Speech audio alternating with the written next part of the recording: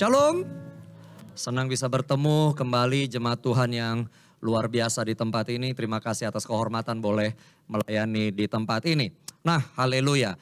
Bapak Ibu Saudara sekalian, saya percaya bahwa perihal mengenai amanat agung Bapak Ibu Saudara sudah sering dengar akhir-akhir ini.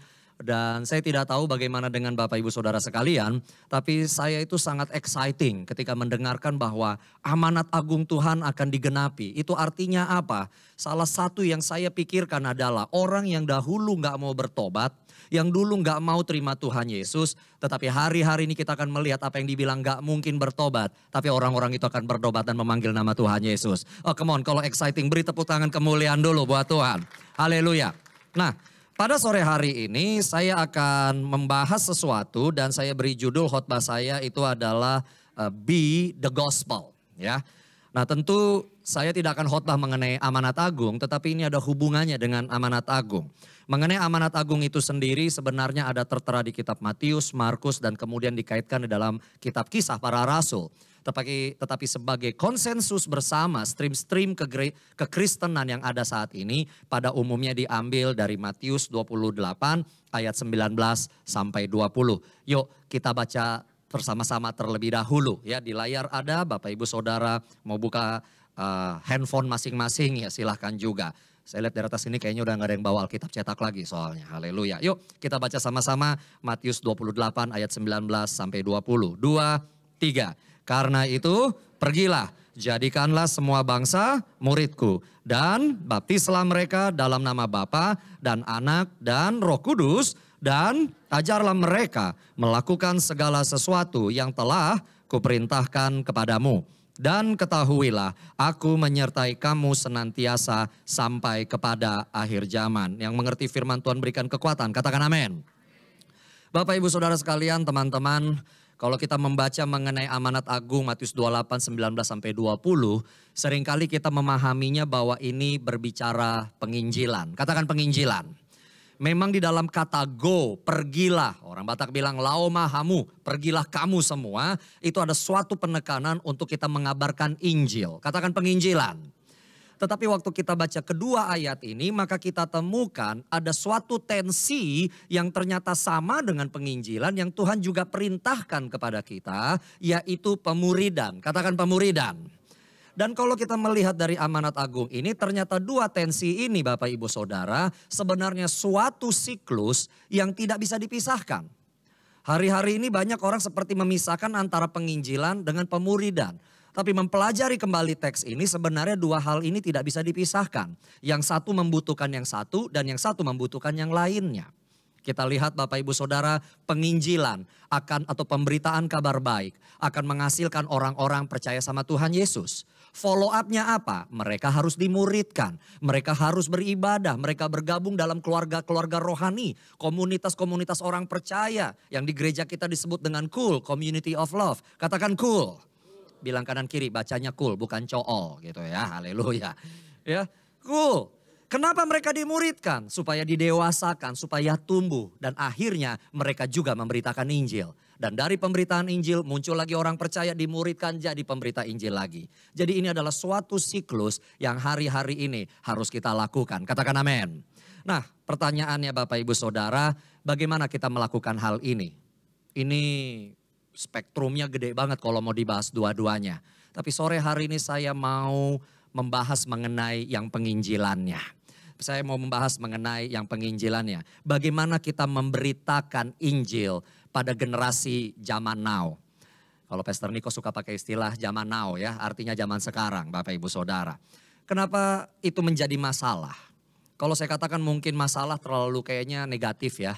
Tapi saya bilang begini, faktanya setiap generasi, setiap era, setiap masa itu memiliki tantangannya masing-masing. Setiap generasi memiliki cara pandang dunia atau world view-nya masing-masing.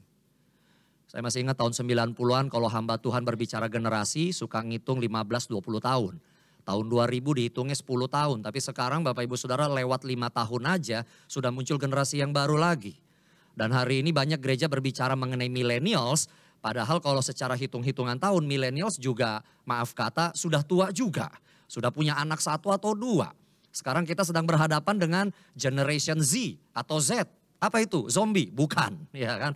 Tapi mereka yang lahir tahun 2000 ke bawah, umur 19 tahun ke bawah. Nah, ini saya dibilang nih ibadah next gen, tapi saya lihat dulu dalam ruangan ini, ya millennials ada, tapi kayak saya colonials juga kayaknya ada gitu. Yang lebih tua ada enggak? Ya memorials barangkali ya, ada dipanggil Tuhan. Tapi saya mau bilang gini, generasi yang sekarang ini, terutama yang Z, itu mempengaruhi cara pandang dunia hari ini. Generasi ini sanggup membuat retail-retail menjadi bangkrut karena mereka mainnya online semua. Generasi ini juga saya katakan millennials dan Z ini yang ternyata memegang pengaruh penting terhadap politik dunia hari-hari ini. Kemarin kita pemilu, presiden kita sekarang RI1 RI2-nya Pak Jokowi dengan Pak Maruf Amin ternyata adalah generasi millennials yang banyak menentukan dari kategori umur. Amerika Serikat pun tahun depan apakah Donald Trump dan Mike Pence akan menjadi presiden dan wakil presiden Amerika lagi? Ternyata itu ada di tangan generasi mudanya, Bapak Ibu Saudara. Dan generasi muda ini mempengaruhi cara pandang zaman ini. Oleh karena itu Bapak Ibu Saudara, saya percaya waktu Injil diberitakan kita harus berbicara yang mudah dipahami, yang dimengerti oleh generasi ini. Yang setuju katakan amin. Salah satu yang saya amati dari society atau masyarakat atau generasi zaman ini adalah kalau saya boleh samakan kurang lebih seperti Rasul Thomas. Ya, Rasul Thomas yang walaupun sudah mendengar dari kesaksian teman-temannya, kolega-koleganya dan banyak orang bahwa Kristus telah bangkit, tetap aja dia nggak percaya. Sampai harus dia bilang begini, pokoknya kalau saya nggak masukkan jarinya ke bekas paku itu, saya nggak akan percaya. Padahal sesama rekan teman pelayanannya sudah ngomong, kurang kesaksian apa lagi. Apa yang terjadi Bapak Ibu Saudara, Tuhan gak marah kok dengan sikap Thomas. Dia tunjukkan, dia datang lalu dia panggil, Tom sini Tom. Pak Kris terkenal kadang-kadang suka agak dramatisir cerita, gak apa-apa ya. Di Alkitab gak ada Tom gitu ya. Tom sini Tom, masukin. Waduh Thomas, aduh Tuhan. Tapi Tuhan bilang masukin aja gak apa-apa. Jangan tanya sama saya, masukin sedikit atau sampai tembus Pak, itu gak ditulis juga. Pakai pokoknya ditunjukin, no problem. Lalu Thomas akhirnya percaya. Tapi Tuhan bilang katakan, Tom, betapa bahagianya kamu kalau kamu percaya walaupun gak ada buktinya. Dan ini nasihat untuk kita semua. Kalau pengen hidup tuh stress free, depression free. Jangan dikit-dikit minta bukti mulu ya kan. Kadang-kadang kita perlu iman, percaya saja. Hidup tuh lebih enak. Orang yang beriman itu adalah orang yang paling berbahagia di atas muka bumi ini. Katakan amin. Tetapi generasi ini juga sekarang berbicara begitu. Don't talk to me about Jesus, show me Jesus. Don't talk about miracles to me, show me miracles. Jangan ngomong miracles, jangan ngomong Jesus, show me. Tunjukkan sama saya mana Yesus. Waktu kita katakan percaya saja. Generasi saya 4 ke atas ini usianya Bapak Ibu Saudara. Kami dididik dalam suatu tensi begini. Percaya saja, kita bilang percaya. Makanya generasi yang lebih tua tuh dulu suka ikut pramuka, PMR, Menwa dan yang lain. Yang pokoknya militeristik, senang. Tapi generasi yang sekarang percaya saja. Why do you have to believe? Kenapa saya harus percaya? Alkitab yang terbaik. Alkitab yang lain gimana? Percaya begini, percaya begitu. Kenapa harus begitu? Dan saya temukan seringkali terjadi tensi antara generasi yang lebih tua dengan yang muda. Yang tua mungkin nganggap kamu berontak ya. Yang muda bilang I'm genuinely asking. Saya lagi nanya nih, tapi kenapa saya dianggap memberontak? Sudahlah kalau kayak begini, saya akan ikut saja orang yang mau jawab saya. Dan giliran yang menjawabnya ternyata salah jawabannya. Tapi diikutin karena kasih jawaban. Saya percaya hari-hari ini kalau saya boleh sum up. Maka generasi zaman ini Bapak Ibu Saudara. Mereka tidak akan mendengarkan pemberitaan Injil kita. Mereka tidak akan mengiyakan ajakan kita. Sampai mereka melihat terlebih dahulu kita sudah menjadi apa yang kita bicarakan. Kita mengklaim sebagai orang Kristen. Tapi mereka harus melihat dulu bahwa yang namanya Kristus itu hidup di dalam kita. Setuju katakan amin. Itulah Bapak Ibu Saudara, maka saya mengatakan supaya Injil dapat diberitakan. Kita harus terlebih dahulu, kutip tanda kutip, Injil yang terbuka di hadapan semua orang. Sebelum kita memberitakan kabar baik dari Kristus, keberadaan hidup kita ini sendiri haruslah menjadi kabar baik dimanapun Tuhan tempatkan kita. Yang setuju, katakan amin. Bagaimana caranya pertanyaannya untuk menjadi kutip tanda kutip Injil yang terbuka ini? Mari kita buka sekarang di dalam Alkitab kita yaitu 1 Timotius 4 ayat 1 sampai 16. Please bear with me, 16 ayat. Tapi saya yakin kita harus baca ini semua. Media boleh tampilkan di layar kalau ada. Bapak Ibu Saudara juga buka di Alkitab, silahkan. 1 Timotius 4 ayat 1 sampai 16. Saya akan bacakan dan kalau ada penekanan tertentu tolong dibaca bersama-sama. Dikatakan di sana, tetapi roh, perhatikan R huruf besar artinya Roh Kudus, dengan tegas mengatakan bahwa di waktu-waktu kemudian ada orang yang akan murtad, lalu mengikuti roh-roh penyesat dan ajaran setan-setan. Oleh tipu daya pendusta-pendusta yang hati nuraninya memakai cap mereka. Mereka itu melarang orang kawin, melarang orang makan makanan yang diciptakan Allah supaya dengan pengucapan syukur dimakan oleh orang yang percaya dan yang telah mengenal kebenaran. Karena semua yang diciptakan Allah itu apa? Baik. Dan suatu pun tidak ada yang haram jika diterima dengan ucapan syukur. Sebab semuanya itu dikuduskan oleh firman Allah dan doa. Dengan selalu mengingatkan hal-hal itu yang tadi di atas yang kita baca kepada saudara-saudara kita, engkau akan menjadi seorang pelayan Kristus Yesus yang baik. Terdidik dalam soal-soal pokok iman kita dan dalam ajaran sehat yang telah kau ikuti selama ini. Ayat 7 dan 8 sama-sama. 2, 3. Tetapi jauhilah tahayul dan dongeng nenek-nenek tua. Latihlah dirimu beribadah. Latihan badani sama-sama terbatas gunanya, tetapi ibadah itu berguna dalam segala hal karena mengandung janji baik untuk hidup ini maupun untuk hidup yang akan datang. Perkataan ini benar dan patut diterima sepenuhnya. Itulah sebabnya kita berjerih payah dan berjuang karena kita menaruh pengharapan kita kepada Allah yang hidup, juru selamat semua manusia, terutama mereka yang percaya. Beritakanlah dan ajarkanlah semua itu. 12 sama-sama, 2, 3. Jangan seorang pun menganggap engkau rendah karena engkau muda. Jadilah teladan bagi orang-orang percaya dalam perkataanmu, dalam tingkah lakumu, dalam kasihmu, dalam kesetiaanmu dan dalam kesucianmu. Sementara itu sampai aku datang, bertekunlah dalam membaca kitab-kitab suci, dalam membangun dan dalam mengajar. 14 sama-sama 2, 3. Jangan lalai dalam mempergunakan karunia yang ada padamu, yang telah diberikan kepadamu oleh nubuat dan dengan penumpangan tangan sidang penatua. Perhatikanlah semuanya itu, hiduplah di dalamnya supaya kemajuanmu nyata kepada semua orang. Ayat terakhir sama-sama, 2, 3. Awasilah dirimu sendiri dan awasilah ajaranmu. Bertekunlah dalam semuanya itu, karena dengan berbuat demikian engkau akan menyelamatkan dirimu dan semua orang yang mendengar engkau. Katakan amin. Bapak Ibu Saudara, dari 1 Timotius 4 ayat 1 sampai 16 ini setidaknya ada 3 hal yang harus kita lakukan supaya hidup kita ini memiliki kredibilitas. Supaya hidup kita ini menjadi Injil yang terbuka di hadapan semua orang. Sehingga kita waktu kita mengabarkan Injil, waktu kita mengajak orang-orang untuk datang beribadah ke gereja ini atau ke KUL, mereka mau mengikuti apa yang kita bicarakan. Yang pertama adalah berdasarkan ayat 7 dan 8, kita hidup harus rajin beribadah. Katakan hidup rajin beribadah. Bilang kanan kiri, hidup rajin beribadah. Bilang balik sama dia, jangan ngomong doang, kamu juga. Haleluya ya. Bapak Ibu Saudara, di dalam ayat yang ke-7 ada kata di sana, latihlah dirimu beribadah. Saya suka di dalam salah satu Alkitab bahasa Inggris, Amplified Bible, terjemahannya Amplified itu AMP. Kata latihlah dirimu beribadah, itu diterjemahkan dengan keeping yourself spiritually fit. Keeping in artinya kalimat itu continuous. Artinya kita harus terus menerus menjaga kondisi rohani kita ini sehat. Katakan kondisi rohani sehat. Mungkin pada poin ini Anda bingung. Pastor Chris, apa hubungannya rajin beribadah dengan menjadi Injil yang hidup? Apa hubungannya saya rajin beribadah dengan saya menaikkan kredibilitas saya? Bapak Ibu Saudara, sebenarnya ini kaitannya sangat kuat. Kenapa? Karena prinsip di Alkitab adalah kita ini bertumbuh, kita ini berkembang ke arah apa atau siapa yang kita sembah. Sekali lagi, kita ini akan bertumbuh, kita ini akan berkembang, kita ini akan berubah kepada siapa atau apa yang kita sembah. Katakan amin terlebih dahulu. Bapak Ibu Saudara, waktu saya katakan rajin beribadah, tentu di situ harus ada subjek yang kita sembah. Nah, kalau ditanya sama orang Kristen, bahwa kita ini nyembahnya siapa, semua kita, ya saya yakin semua kita di sini bisa ngomong saya menyembah Tuhan Yesus.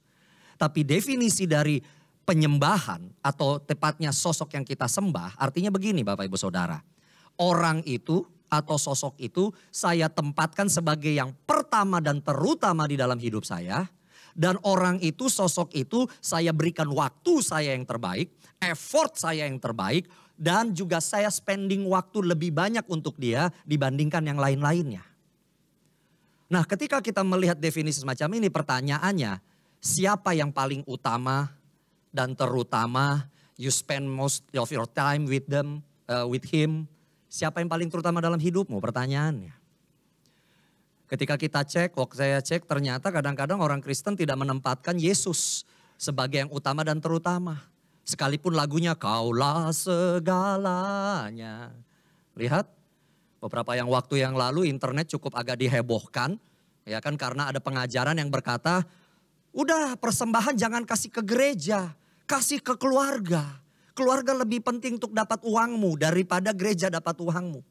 Saya jujur Bapak Ibu Saudara agak sedikit terganggu dengan pengajaran itu. Tahu kenapa? Karena persembahan itu bukan untuk keluarga, persembahannya adalah untuk kepada yang kita sembah. Kalau Tuhan adalah yang kita sembah, maka berikan kepada Tuhan apa yang memang jadi bagiannya Tuhan. Katakan amin. Tapi ketika engkau berikan yang terbaik untuk keluargamu, artinya apa? Keluargamu lah yang kau sembah. Dan kalau seandainya keluarga yang nomor satu dan bukan Tuhan, Bapak Ibu Saudara akan berkembang ke arah keluarga itu. Pertanyaannya sekarang, adakah keluarga yang sempurna di atas muka bumi ini? Bagaimana kalau keluarganya berantem? Gimana kalau keluarganya ternyata mayoritas ngomongnya kasar dan jorok? Lalu Anda berkata keluarga saya adalah segala-galanya. Maka engkau akan bergerak ke arah sana. Sukanya berantem, bertikai, omongannya kasar dan omongannya jorok. Lihat. Kalau engkau berkata uang, hepe, doku, duit. Yang paling penting dalam hidup saya. Maka lihat baik-baik Bapak Ibu Saudara. Nanti mukamu juga mirip uang akhirnya. Giliran uangnya 100 ribu. Biasanya kan kalau 100 ribu tuh paling cuma dilipat 2. Ditaruh dompetnya bagus. Giliran 100 ribunya banyak Bapak Ibu Saudara. Mukamu ceria, pipi kemerah-merahan. Kayak uang 100 ribu itu. Lagi banyak lembarnya. Tapi ketika uangnya lagi lagi sedikit. Umpamanya pas lagi cuma 2 ribuan. Saya gak pernah lihat orang 100 ribu tuh gitu gak ada. Tapi 2 ribuan, dikremes-kremes, dikrunyak-krunyak begitu. Ya kan, pas lagi duitnya cuma 2 ribuan, lihat aja tampangnya. Ya kayak kremes dan krunyak-krunyak gitu Bapak Ibu Saudara. Lihat gak? Hari ini siapa yang paling penting? Oh yang paling penting ruko, yang paling penting tanah. Hidupnya kayak ruko dan tanah. Gak ada emosi Bapak Ibu Saudara. Lihat. Tapi kalau engkau berkata, saya ini yang paling penting adalah Tuhan. Maka engkau akan bergerak ke arah Tuhan Yesus. Yang ngerti katakan amin. Dan ketika engkau berkata, ayo percaya Tuhan Yesus. Generasi ini akan berkata, yuk saya mau ikut kamu. Kenapa? Saya ngelihat kamu Kristen banget. Kamu Kristus banget. Saya mau ikut. Tapi kalau mereka tidak melihat bahwa apa yang kita katakan menjadi kenyataan dalam hidup kita. Bagaimana perkataan kita menjadi kredibel Bapak Ibu Saudara. Yang ngerti katakan amin. Yang kedua Bapak Ibu Saudara saya mau katakan. Mengenai beribadah maksud saya bukanlah yang hanya ibadah hari Minggu seperti ini. Waktu saya katakan rajin beribadah bukan berarti kemudian Anda dari terbit matahari sampai terbenamnya semua ibadah di Jakarta Anda ikuti. Sampai Anda Google mana yang pukul 23:59 waktu Indonesia bagian Barat. Bukan itu maksud saya. Tapi kalau Anda mau seperti itu ya it's okay juga. Tapi yang saya maksudkan ibadah di sini adalah berada dalam hadirat Tuhan setiap waktu. Katakan amin. Artinya Anda bangun hubungan dengan pribadi yang Anda sembah itu. Kalau engkau katakan engkau percaya kepada Tuhan Yesus, bangun hubungan pribadi dengan dia. Katakan amin. Lihatlah Tuhan Yesus itu sendiri. Yang sekalipun dia adalah Allah, datang menjadi sama dengan kita manusia. Dia tetap membangun hubungan baik dengan Bapa di sorga. Di dalam Matius 14 ayat 23, ada suatu teladan Tuhan Yesus yang luar baik. Dikatakan dan setelah orang banyak itu disuruhnya pulang, Yesus naik ke atas bukit untuk berdoa seorang diri. Ketika hari sudah malam, ia sendirian di situ. Bapak Ibu Saudara, Tuhan Yesus suka dengan crowd. Tuhan Yesus suka ketika orang datang rame-rame. Saya mau ngomong sama anak muda sekarang ya, nggak tahu nih di internet rada-rada aneh menurut saya. Kok kayaknya seolah-olah kalau gereja itu besar, mega church pasti itu jelek. Kalau gerejanya kecil pasti baik. Kayaknya nggak ada narasi kayak begitu tuh di Alkitab tuh. Justru saya lihat di Alkitab Tuhan nggak ada masalah dengan mega church. 5.000 dia datengin, rame-rame pesta pernikahan di Kana dia datang. He loves crowd, dia gak jadi masalah. Dan lagi pula bukan masalah size gereja besar atau gereja kecil. Tapi apakah gereja melakukan kehendak Bapa atau tidak, itu dia. Tapi dengarkan baik-baik. Walaupun dia suka dengan crowd yang besar, Yesus tidak pernah juga melewatkan waktu untuk membangun hubungan yang intim dengan Bapa di sorga. Setelah kerumunan itu pergi, dia tetap membangun hubungan yang intim dengan Bapa di sorga. Hari ini Bapak Ibu Saudara, kalau engkau berkata saya rajin beribadah. Ketika ibadah di tempat ini sudah selesai, tetapkah engkau bangun hubungan baik sama Tuhan atau tidak? Itu dia pertanyaannya. So Pastor, bagaimana saya bisa bangun hubungan yang baik sama Tuhan? Bagaimana saya supaya beribadahnya makin kualitas? Dua hal yang bisa kita lakukan dan sebenarnya bukan bisa tapi harus kita lakukan. Yang pertama adalah baca Alkitab setiap hari. Katakan sama-sama, baca Alkitab setiap hari. Gak usah tunjuk kanan kiri, tepuk badan sendiri. Baca Alkitab setiap hari. Ya, Pastor Chris, ini mah pesan ini sederhana aja. Iya sederhana aja dan akan terus diulang-ulang Bapak Ibu Saudara. Soalnya kenapa? Banyak juga yang masih belum melakukan, itu aja. Udah gak usah angkat tangan ya. Siapa yang pagi hari ini sudah saat teduh atau baca firman Tuhan? Pastor kan hari ini mau ibadah, jadi bacanya sekarang. No. Bangun hubungan sama Tuhan itu setiap hari. Kalau hari ini belum saat teduh, please sebelum tanggal bergeser, ambil waktu sama Tuhan secara pribadi. Katakan amin. Ya baca Alkitab setiap hari. Dan baca Alkitabnya juga tolong berkembang ya Bapak Ibu Saudara. Jangan bilang gini, saya baca Alkitab setiap hari. Tapi bacanya satu ayat satu hari. Itu namanya bukan baca Alkitab. Itu namanya cari kalimat yang pas di dalam buku yang namanya Alkitab. Kalau mau baca Alkitab please minimal, katakan minimal. Minimal garis bawah huruf hitam. Minimal garis bawah font 80 miring huruf merah klap-klip. Nah itu dia. Satu pasal satu hari. Lebih dari satu pasal boleh nggak? 10 pasal, hebat. 20 pasal, keren. Satu buku, satu hari. Saya nggak yakin Anda melakukannya. Kayaknya bohong. Saya habiskan kitab Mazmur satu hari. Wah itu sih bukan baca. Anda cuma baca judulnya. Mazmur selesai, satu hari kelar. Itu aja. Tapi Bapak Ibu Saudara sekalian, bangun hubungan intim sama Tuhan. Supaya engkau roh ini makin peka mendengar suaranya. Suatu kali habis bubaran sebuah ibadah, seorang anak muda datang approach saya ke depan. Dia bilang, Pastor Chris ini gimana ya? Saya pengen deh kayak para pengkhotbah sekarang, apalagi kayak Pastor Nico di Pastor's Message. Tuhan berbicara kepada saya. Itu gimana sih dengar suara Roh Kudus? Saya pengen deh kayak gitu. Pastor Chris juga kadang-kadang gitu di tengah-tengah tiba-tiba berhenti sendiri bilang sebentar Roh Kudus lagi ngomong kepada gereja ini. Gitu gimana tuh Pastor? Saya pengen kayak gitu. Saya bilang bisa kok kamu dapatkan. Roh Kudus masih bicara kepada umat Tuhan sampai hari ini bukan hanya pada para hamba Tuhan, kepada jemaat juga. Tapi sebelum kamu mencapai level itu, mulai dengan yang paling basic. Dengarkan suara Tuhan melalui apa yang sudah tertulis di dalam Alkitab. Yang ngerti katakan amin. Karena tantangan terutamanya adalah bukan mendengarkan suara Roh Kudus sebenarnya. Tapi dari mana saya tahu ini suara Tuhan, suara saya sendiri atau suara hantu. Nah itu dia. Is this God, myself, or the devil? Itu pertanyaannya. Tapi semakin engkau expose dirimu terhadap kebenaran firman Tuhan, engkau akan menjadi semakin peka, engkau langsung tahu ini suara Roh Kudus, ini suara saya sendiri, atau ini suara hantu dan bukan suara Tuhan. Itu yang menjadi persoalan hari ini. Saya percaya Allah yang kita sembah dahulu, sekarang, dan selamanya adalah Tuhan yang sama, yang tidak berubah. Katakan amin.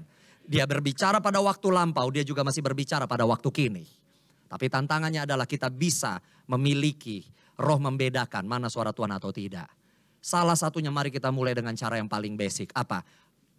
Expose firman Tuhan terhadap dirimu dan engkau juga tenggelam di dalam firman Tuhan. Setuju katakan amin. Sebari tepuk orang di sebelahmu baik-baik baca firman Tuhan tiap hari ya. Haleluya. Ngomong juga pelan-pelan sebelahnya sama kamu juga. Haleluya. Ya. Haleluya. Yang kedua adalah bagaimana kita supaya ibadah kita itu berkualitas adalah doa, pujian, penyembahan setiap hari. Bahkan setiap waktu. Katakan doa, pujian, penyembahan. Ya, with all due respect terhadap mimbar ini dan Pastor Johan Handoyo. This is one of the greatest praise and worship teachers kalau menurut saya. sejak awal saya ada di dalam Gatot Subroto ini.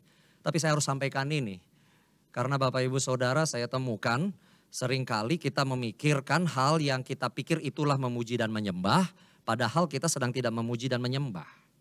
Salah satu yang saya temukan adalah banyak orang Kristen berpikir bahwa hanya dengan menyanyikan lagu rohani saja artinya saya sudah memuji dan menyembah. Pertanyaannya, masalahnya waktu kita menyanyikan lagu rohani itu kita nyanyikan untuk diri sendiri atau untuk Tuhan? Saya temukan seringkali ketika anak Tuhan lagi punya masalah, ketika suasana hati lagi gak enak, lalu dia berusaha untuk membereskan suasana hati itu, lalu dia pilih mana nih lagu yang paling hype sekarang.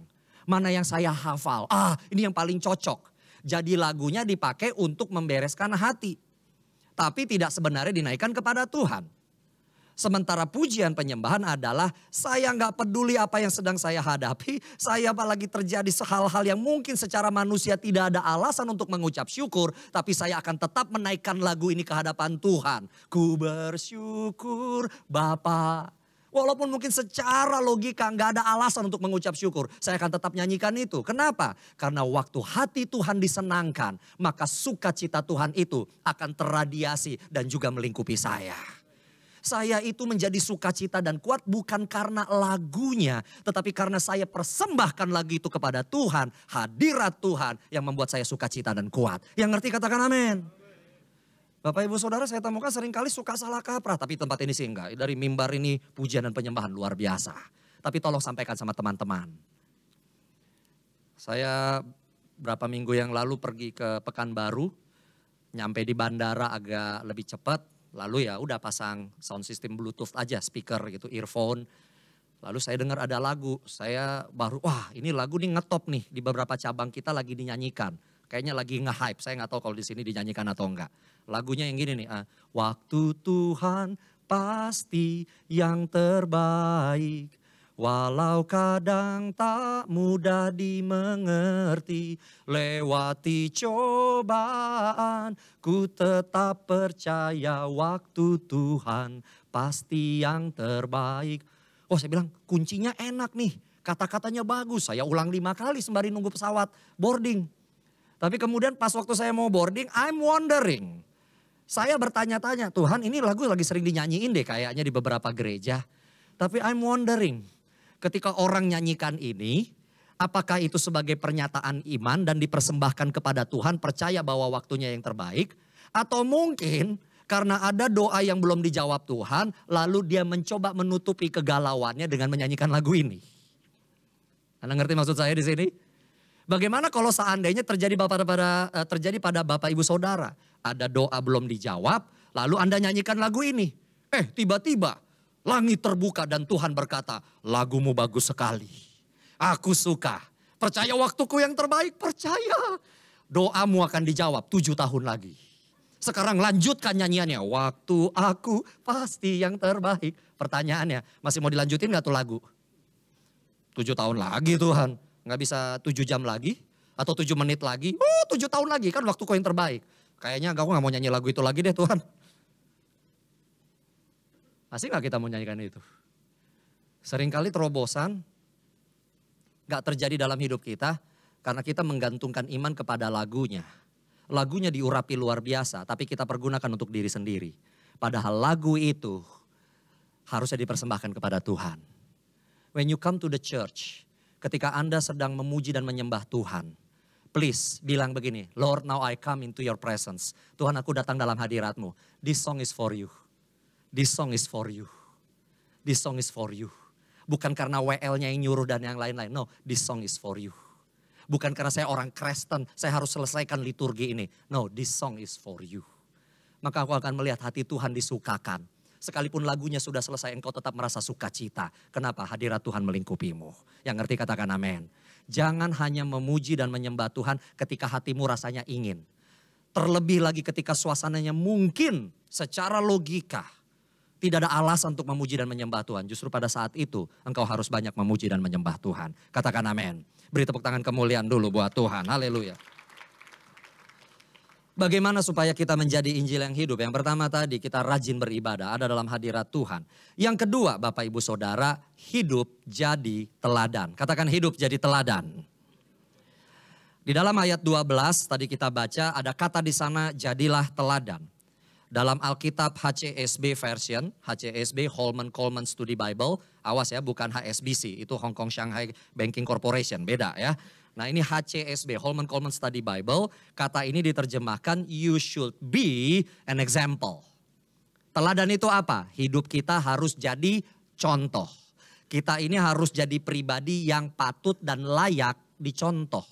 Supaya dengan demikian waktu kita berkata-kata, kita mengajar, kita menginjil, maka orang akan mengikuti apa yang kita utarakan. Yang mengerti katakan amin.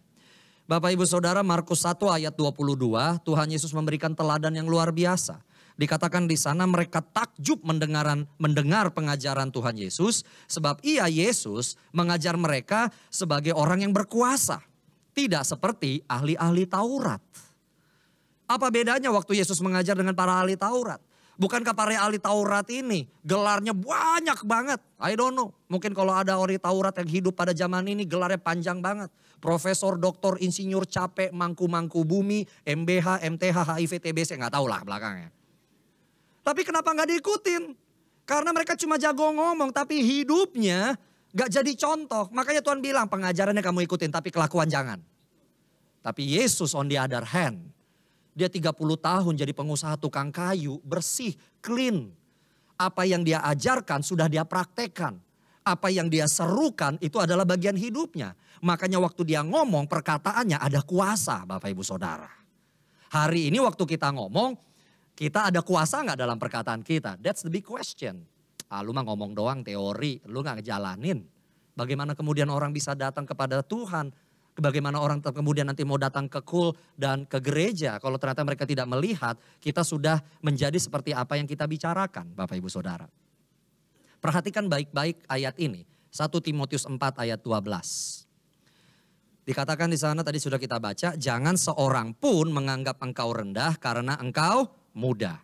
Jadilah teladan bagi orang-orang percaya dalam apa yang pertama? Perkataan. Ini tahun P, tahun mulut. Ternyata yang perlu dijaga pertama kali adalah omongan. Termasuk jempol ini juga tolong dijaga. Ya, bukan cuma yang suara begini, itu yang ditulis di post-post itu ya. Apalagi Line, Facebook, Instagram, WA, Telegram, you name it. Itu juga tolong dijaga. Yang kedua adalah tingkah laku, kemudian kasih. Bagaimana kita berinteraksi dengan manusia lain, dengan sesama kita. Kita harus perhatikan bagaimana sopan santun kita. Dalam kesetiaan, loyalitas kepada pimpinan di perusahaan, kepada bapak rohani, kepada gembala, kepada orang tua, kepada otoritas yang diberikan di atasmu, kepada suami, kepada kakek dan nenek. Perhatikan itu. Dan juga dikatakan apa? Kesucian, kekudusan kita. Di luar sana yang gak kudus udah banyak. Kalau mau tampil beda, hidup kudus. Sekarang itulah yang paling kutip tanda kutip radikal. Ketika banyak opportunity untuk tidak hidup kudus, maka orang Kristen justru radikal. Kami tetap mau hidup kudus. Katakan amin. Tapi tolong perhatikan ayat ini ya Bapak Ibu Saudara. Saya temukan seringkali kita pikir ini ayat untuk orang muda. Karena pas katanya di situ, jangan seorang pun menganggap engkau rendah karena engkau muda. Enggak Bapak Ibu Saudara.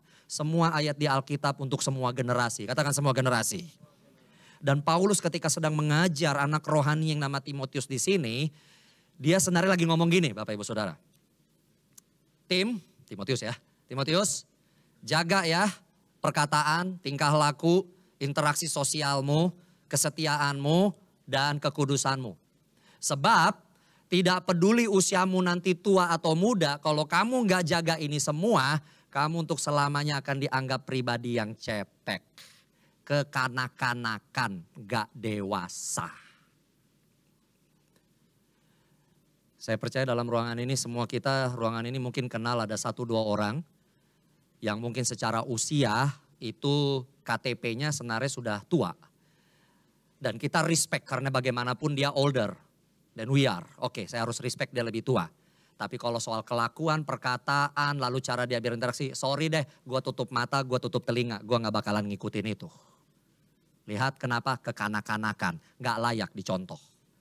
Tapi saya juga percaya dalam ruangan ini kita kenal orang-orang muda yang mungkin muda secara KTP, tapi bicaranya santun, pemikirannya dewasa, dia jaga kekudusan, dia orangnya tertanam dalam firman Tuhan, maka kita akan katakan kamu dewasa banget ya. Malah kita doakan, nak cepat naik jadi pemimpin. Mungkin tiba waktunya saya harus panggil Pak kepadamu. Kenapa? You're becoming my boss. Kita nggak tahu. Dan bagi saya itu adalah profetik ketika sekarang Pak Jokowi memilih banyak generasi milenial menjadi menteri-menteri. Lihat, dan gak ada yang bisa protes. Terbukti kok mereka memang kerja, perusahaan mereka sudah nyaris dekakorn. Lihat, yang lainnya memang kita akan lihat ke depan ini sanggup gak sebagai menteri. Tapi di dalam yang sebelumnya, di dalam perjalanan sebelumnya sudah terbukti mereka leaders yang bagus. Hari ini Bapak Ibu Saudara, teman-teman yang masih muda, saya percaya dalam ruangan ini semua, tidak peduli berapapun usia mudamu, pasti ada orang yang Tuhan tempatkan di bawahmu. Adikmu, adik rohani, adik kelas, siapapun, pasti ada generasi yang lebih muda Tuhan tempatkan di bawahmu. Please, jadi teladan buat mereka. Jadi teladan buat mereka. Di keluargamu mungkin masih ada yang belum dimenangkan. Jadi teladan buat mereka. Sebab kalau kelakuan kita nggak beres, bagaimana kita bisa mengabarkan Kristus? Yang ngerti katakan amin. Hari ini Bapak Ibu Saudara, please menjadi orang Kristen jangan menjadi batu sandungan karena kelakuan kita. Tapi kemanapun kita berada, kemanapun Tuhan tempatkan kita, biarlah kita menjadi Bapak Ibu Saudara berita baik bagi orang-orang yang belum mengenal Kristus. Yang mau, come on, beri tepuk tangan kemuliaan buat Tuhan. Haleluya. Yang ketiga, yang terakhir, yaitu hidup jadi berkat. Katakan hidup jadi berkat. Ayat ke-14 tadi kita baca dikatakan di sana jangan lalai dalam mempergunakan karunia yang ada padamu. Dalam Alkitab version TPT, The Passion Translation, saya suka kata-kata di situ disebutnya don't minimize the powerful gift that operates in your life. Jangan minimalkan, jangan sampai engkau lalai mempergunakan karunia, berkat, kuasa, pengalaman hidup yang Tuhan berikan kepadamu. Hari ini Bapak Ibu Saudara semua orang Kristen dipanggil untuk jadi berkat dan bukan jadi beban. Yang ngerti katakan amin. Jangan pernah berkata saya belum punya apa-apa Pastor, I'm young. Saya pendidikan cuma segini atau mungkin terbalik saya sudah tua apalagi yang bisa saya lakukan. No, saya percaya Tuhan sedang memanggil semua umatnya hari ini. Both young and old, women and men, semua lagi dipanggil untuk menggenapi amanat agung. Katakan amin. Dan karena Tuhan suruh kita untuk menggenapi amanat agung, artinya semua orang sebenarnya hari ini memiliki modal yang cukup untuk menjalankan perintah ini. Tuhan memberikan kita modal yang cukup hari ini. Baik itu secara berkat, materi atau imaterial, pengalaman hidup, suka dan duka. Semuanya itu bisa untuk memenangkan orang-orang yang ada di dalam kehidupan kita. Setuju katakan amin. Jangan tanya tunggu dulu, aduh nanti kalau saya sudah S1, S2, S3, S4 dan S yang lainnya. No, hari ini engkau memiliki modal yang cukup untuk engkau mengemban amanat agung itu. Katakan amin. Kalau dikatakan saya hanya punya 1 talenta, apa yang bisa saya buat? Jangan seperti hamba yang jahat itu, yang tidak mempergunakan talentanya dan tidak melayani Tuhan. Masalahnya bukan 5, 4, 2 atau 1, tapi masalahnya mau enggak mempergunakan semua yang Tuhan sudah percayakan untuk menjadi berkat bagi orang lain. Bukan juga masalahnya saya sudah mulai lama atau baru mulai. Pekerja-pekerja yang mulainya sudah lama di pagi hari sama yang sore hari, toh dua-duanya dikasih upah yang sama-sama Tuhan. Jadi mulailah melayani Tuhan. Start from your own generation. Mulai dari anak-anakmu, mulai dari adik-adikmu. Hari ini lakukan bagianmu untuk menjadi penginjil-penginjil. Yang setuju katakan amin. Dan yang terutama, nih Roh Kudus ngomong lagi nih sekarang, ingatkan, please jaga kelakuan. Oke, saya harus mundur dulu sebentar ke poin yang nomor 2 ya, Bapak Ibu Saudara jadi teladan. Ada suatu fenomena dari generasi zaman now ini yang saya temukan tidak pernah yang saya temukan itu unik, ya. Saya cukup kaget melihat hal ini ya, itu adalah saya mau ngomong sama para orang tua nih sekarang. Anak-anak zaman sekarang ini rupanya mereka bisa ngomong begini. Ya well, he's my dad, she's my mom. Tetapi pengertian mom and dad artinya orang yang melahirkan saya secara biologis. Tapi banyak anak muda sekarang bilang gini, he's my dad, he's my mom. But my best mom, my best dad ternyata pendeta ini, gembala kul yang ini, yang itu. Kalau yang itu sih ya memang orang tua saya. Tapi yang membawa saya ke dunia. Tapi orang tua saya sebenarnya yang ini dan yang ini. Ini fenomena baru kayak begini Bapak Ibu Saudara. Makanya saya katakan anak muda zaman sekarang penghargaan terbesar pada orang tuanya bukan berkata I love you mom, I love you dad. No, penghargaannya you are the best mom, you are the best dad. Kalau cuma your dad, my dad and my mom, itu artinya ya lu yang bawa gue ke dunia ini. Saya kaget luar biasa, terpaksa saya harus buka ini. Saya lagi melayani sebuah gereja lalu bubaran ibadah, diakonnya bilang, Pastor Chris bisa stay dulu nggak? You kan pelayanannya pastoral, bisa konselingin nggak? Ini ada mama sama anak perempuannya lagi berantem. Maybe you can do something about this. Ya oke, cobalah kita ketemu. Waduh itu mama sama anak perempuannya bertengkar luar biasa. Tapi yang mamanya itu ya generasi saya lah, generasi kolonial gitu ya. Saya temukan ternyata banyak ibu-ibu tuh yang keluarkan kartu ini kalau seandainya lagi bertengkar sama orang tua sama anaknya. Begitu udah agak hitit mamanya mulai dengan suara kayak mau nangis. Kamu kok gitu ya sama mama? Mama tuh yang ngandung kamu 9 bulan. Hampir mau nyaris mati tahu nggak waktu melahirkan kamu. Kok kamu gitu nggak respect sama mama? Wah saya bilang saya udah denger ini berkali-kali nih model kayak begini. Tatonya si anak tahu nggak ngomong apa? Udah deh mah gak usah pakein ngomong 9 bulan. Semua ibu di seluruh dunia juga kayak begitu. Kalau emang gak siap nyaris mati pas melahirkan gak usah jadi ibu. Lagi pula mama hanya ngomong 9 bulan. Kemana mama 15 tahun terakhir? Aku cuma dititipkan sama nenek. Sekarang baru nongol. Kalau ditanya sama siapa saja siapa mamaku, bukan kamu. Tapi nenekku itulah mamaku. Saya dengar begini Bapak Ibu Saudara, memang anak perempuan itu juga perlu agak sedikit sendal jepit. Kurang ajar juga ngomongnya. Gak bagus ngomong kayak begitu, maaf ya istilah saya. Tapi kalau seandainya kita dengar alasan logisnya dia, dengarkan seruan generasi ini. Saya mau titip pesan sekali lagi, saya harus mundur yang ke poin nomor 2. Yang abang di sini jadi abang, yang kakak jadi kakak, yang ibu jadi ibu, yang bapak jadi bapak, yang uncle, yang auntie jadi uncle dan auntie yang baik. Gembala-gembala kul sini jadi gembala kul yang baik. Kenapa? Supaya mereka melihat Kristus itu melalui kita. Yang ngerti katakan amin. Beri tepuk tangan kemuliaan buat Tuhan. Poin yang ketiga tadi hidup jadi berkat. Yesus di dalam Lukas 9 ayat 1 dikatakan Yesus memanggil ke-12 muridnya lalu memberikan tenaga dan kuasa. Katakan tenaga dan kuasa. Kepada murid-muridnya untuk menguasai setan-setan dan untuk menyembuhkan penyakit-penyakit. Hari ini saya percaya saya sedang berhadapan dengan murid-murid Tuhan. Katakan amin.